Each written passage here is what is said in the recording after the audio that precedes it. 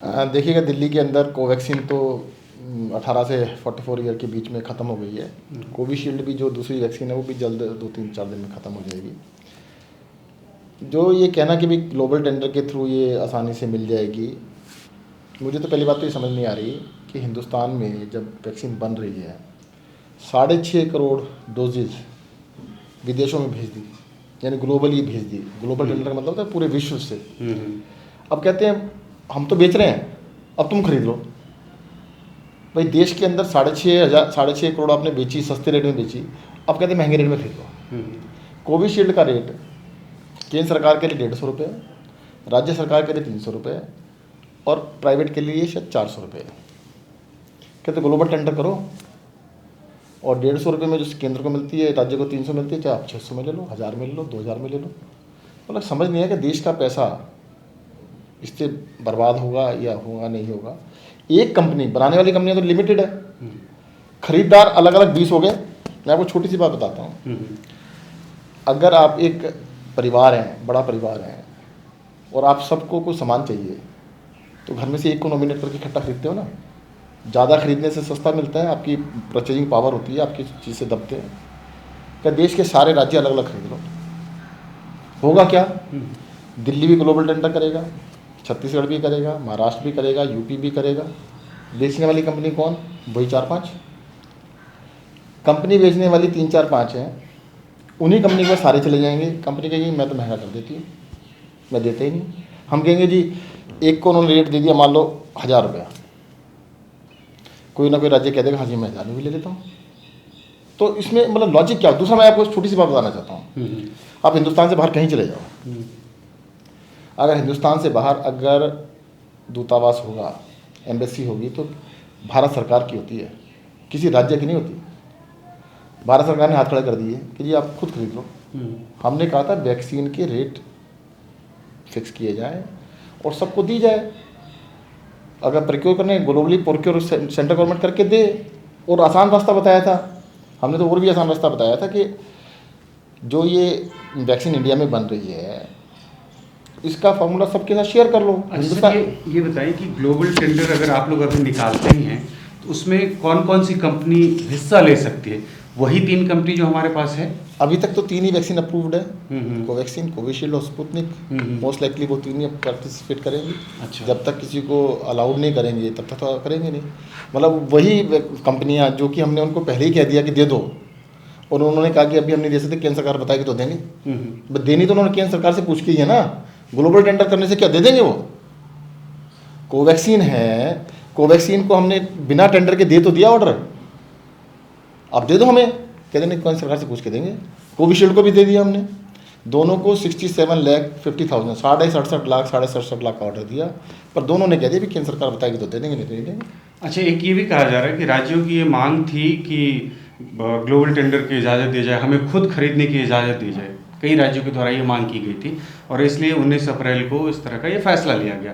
तो अब जबकि केंद्र सरकार ने फैसला ले लिया है, उसके बाद फिर ये कहना कि आप ही खरीद के दो, तो फिर ये ऐसी मांग क्यों उठाई गई थी कि हमें खुद खरीदने का अधिकार दिया जाए? देखो, मुझे ऐसा लगता है ना वो बातों को घुमा रहे हैं।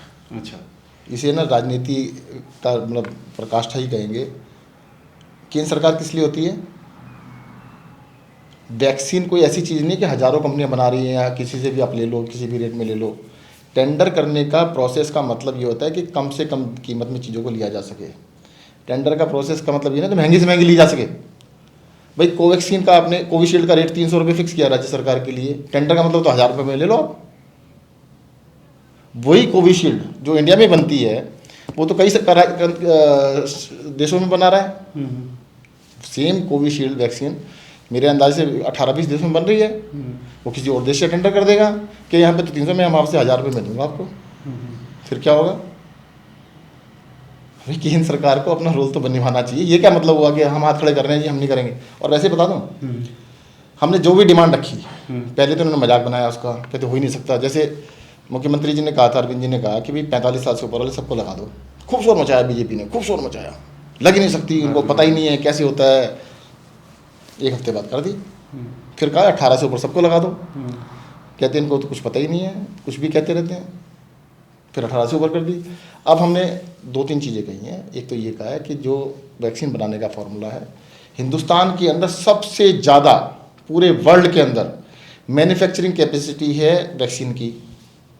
अब ये कहते नहीं नहीं उसके अंदर मुश्किल होती, कोका कोला होती है ना, उसका एक फार्मूला है, वो सीक्रेट है, वो फार्मूला अपने पास रखते हैं, कंसंट्रेट इंडिया भेजते हैं, बॉटलिंग तो कोई भी कर देता है। ऐसे पेप्सी है, उसका कंसंट्रेट का एक फार्मूला है, वो अपना वहाँ से थोड़ा सा लाते हैं, आके बॉटलिंग में मिला के कर देते हैं।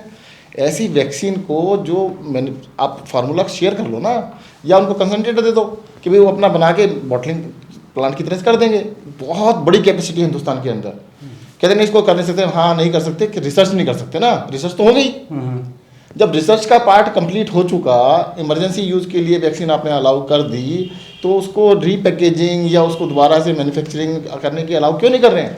आज कर नहीं सकते, कोई मजाक में कह रहे हैं, कहते मोहल्ला क्लिनिक में नहीं हो सकती क्या? मोहल्ला क्लिनिक इज़ नॉट ए, कहते हैं, लेबॉर्ट्री और मैन्युफैक्चरिंग यूनिट। तो मैन्युफैक्चरिंग यूनिट में हो सकता है। केंद्र सरकार को देर सवेर तो करना पड़ेगा, पर अभी उनको शुरू में जब हम बताते हैं, उनको सुझाव को संजीदगी से लेना चाहिए, उसको मान लेना चाहिए। पहले तो उसकी मजाक बनाएंगे, फिर थोड़े दिनों में मानना तो पड़ेगा। अच्छा सर, ये भी सवाल अब उठ रहा है कि कई राज्य जैसे उड़ीसा में और बाकी कई राज्यों के द्वारा ग्लोबल टेंडर निकाल दिया गया है, और अगर उनको वैक्सीन मिल जाती तो क्या लगता है कि आपके ऊपर भी फिर ये दबाव होगा कि आप अपने दिल्ली वाले जो हैं उनके लिए वैक्सीन के लिए आप भी ग्लोबल टेंडर निकालिए? नहीं, दबाव तो बिल्कुल रहेगा।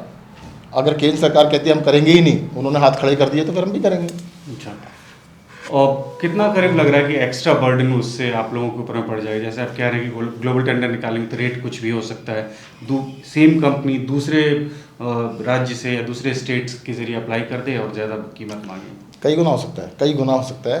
पर मुझे तो एक बात समझ नहीं आती, केंद्र सरकार के बजट में 35,000 करोड़ रुपया रखा गया था वैक्सीनेशन का।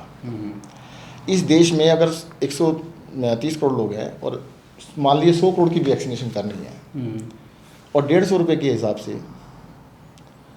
30,000 करोड़ बनते हैं, तो पूरा पैसा तो रखा हुआ था। तो बजट में रखा क्यों था? तब बाबाएं लूट ली, तब हर चैनल के ऊपर ये आता रहा कि ये वैक्सीन के लिए हमने पैसा रखा है। आप भी उनके बड़ी तारीफ के पुल बांधे आपने, हर अखबार में छप गया कि केंद्र सरकार सबको फ्री में वैक्सीन लगवाएगी। 30,000 करोड़ 35,000 करोड़ का बजट रखा है। अब कहाँ चला गया वो बजट? क्यों रखा था? बाबा लेने के लिए।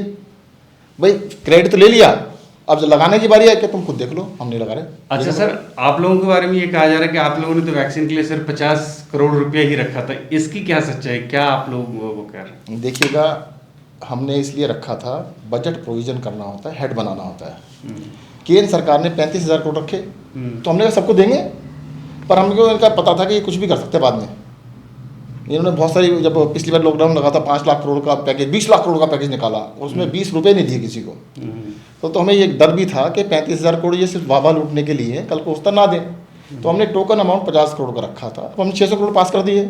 अगर वो बजट में हम प्रोविजन नहीं रखते तो 50 को 600 तो हमने कर लिया, नहीं तो दोबारा से बजट सेशन बुलाना पड़ता, नया करना पड़ता, इसलिए हमने 50 रखे थे। अब हमने 600 पास कर दिए ना।